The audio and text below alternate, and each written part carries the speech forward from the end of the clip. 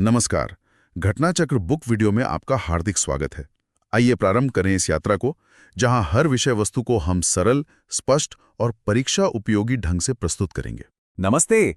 भारत के नए आपराधिक कानून आ चुके हैं, तो चलिए आज भारतीय न्याय संहिता पर एक छोटा सा लीगल चैलेंज लेते हैं और देखते हैं कि हमारी तैयारी कैसी है। तो तैयार हैं? चलिए शुरू करते हैं और देखते हैं कि इन जरूरी कानूनी बदलावों को हम कितना जानते हैं। ओके, तो पहला राउंड और टॉपिक है देश के खिलाफ होने वाले संगीन जुर्म।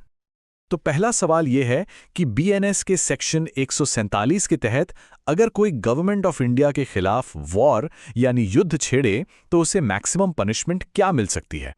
ऑप्शन स्क्रीन पर हैं। और सही जवाब है ऑप्शन बी। जी हां, आजीवन कारावास या मौत की सजा और साथ में जुर्माना भी। इससे साफ पता चलता है कि ये कितना संगीन जुर्म माना गया है।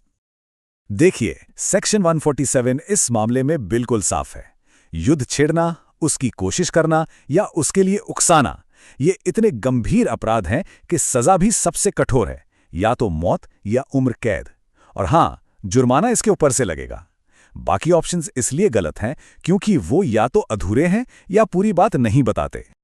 चलिए अगले सवाल पर चलते हैं। ये थोड़ा ट्रिकी है। एक असर्शन यानी दावा है और एक रीजन यानी कारण। दावा कहता है कि सेक्शन 148 में कॉन्स्पिरेसी यानी षड्यंत्र साबित करने के लिए किसी ओवर्ट एक्ट मतलब किसी असली काम की जरूरत नहीं है। और रीजन कहता है कि बस दिमाग में गलत ख्याल आना ही अपने आप में एक जुर्म है। तो इनमें से कौन सा स्टेटमेंट सही है? और सही जवाब है ऑप्शन सी, यानी दावा तो सही है लेकिन उसका कारण गलत है। सिर्फ सोचना जुर्म नहीं होता। चलिए इसे समझते हैं।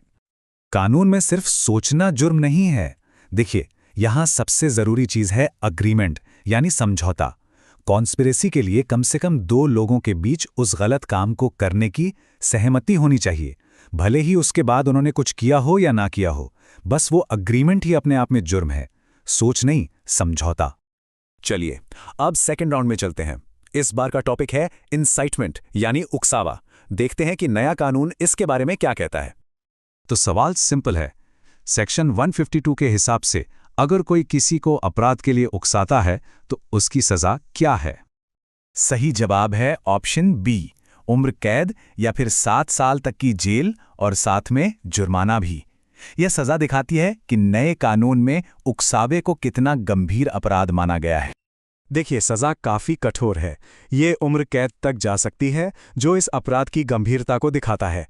लेकिन एक चीज गौर करने वाली है कि इस खास जुर्म के लिए मौत की सजा का प्रावधान नहीं है। ओके, अब आते हैं एक बहुत ही रेलेवेंट सवाल पर। आज के डिजिटल जमाने में सेक्शन 152 के मुताबिक उकसावा किन-किन तरीकों से हो सकता है? बिल्कुल सही जवाब है D, all of the above. और यही इस नए कानून की खास बात है। बीएनएस ने इंसाइटमेंट की डेफिनेशन को मॉडर्न बना दिया है। इसमें सिर्फ बोलना या लिखना ही शामिल नहीं है, बल्कि science, social media posts, electronic messages और यहां तक कि किसी को फाइनेंशियल हेल्प देना भी इसके दायरे में आ गया है। तो इसका स्कोप बहुत बहुत बड़ा है। तो इन सवालों के जरिए हमने बीएनएस के बारे में क्या सीखा? चलिए फटाफट से की टेकअवेज देख लेते हैं। तो 3 इंपॉर्टेंट बातें जो बिल्कुल दिमाग में रखनी है। पहला, देश के खिलाफ जुर्म, सबसे कठोर सजा। दूसरा, कॉन्स्पिरेसी का मतलब सोच नहीं, एग्रीमेंट है यानी समझौता। और तीसरा, उकसावे की डेफिनेशन अब डिजिटल रेडी है, जिसमें सब कुछ कवर होता है। और आखिर में एक सवाल सबके लिए। आज के डिजिटल दौर में जहां एक क्लिक से कोई बात फैल जाती है, क्या इन कानूनों को जानना और समझना पहले से कहीं ज्यादा जरूरी नहीं हो गया है? इस पर सोचना जरूरी है।